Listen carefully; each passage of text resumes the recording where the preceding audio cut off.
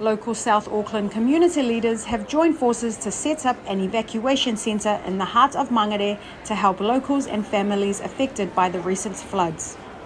Many local residents were forced to evacuate their homes, and community workers are working tirelessly to provide those in need with food, clothing, bedding and access to free medical and social services.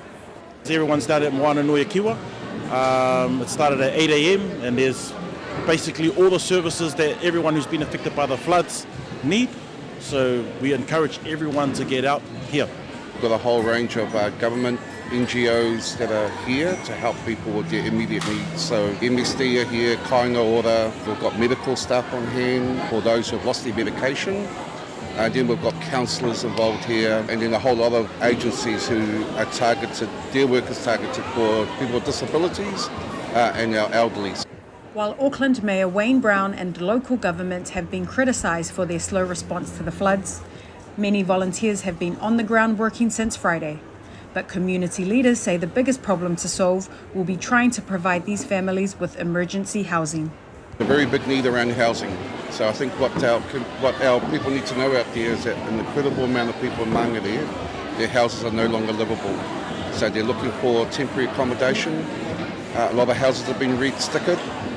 And that's a real big need at the moment. So a lot of our families are now moving in with other family members, which obviously causes its own overcrowding issues. A mobile service has been set up to visit families in the area, and local leaders are encouraging their communities to check in on neighbours, especially the elderly. The main thing that we want to try and do, that we've been trying to do out on the streets, is trying to get to those who don't know about what's happening. So it's just about anyone who knows what's happening to check in on the families or message through so we can go and visit them and make sure that they get the right support and bring them here if they need to be here. We're here to help. Don't be ma, come to help us here.